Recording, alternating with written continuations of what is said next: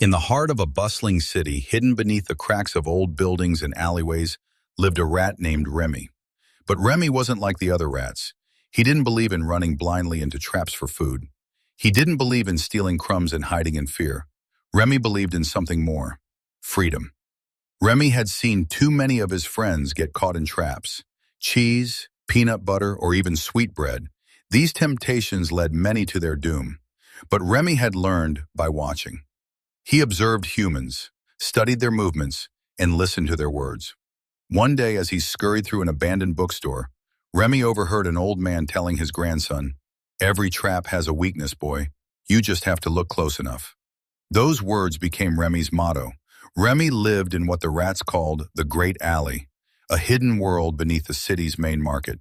It was home to hundreds of rats, but only a few dared to explore beyond. Remy was one of them.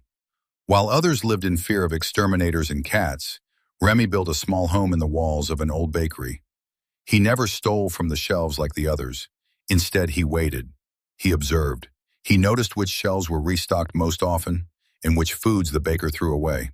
He also noticed something else. Humans respected cleverness. One night, the baker caught sight of Remy sitting on the edge of the table, not stealing, just watching. "Ha!" the baker chuckled. "You're a bold little thing." From then on, the baker started leaving scraps outside the door. No traps, no poison, just respect. But Remy's peace didn't last long.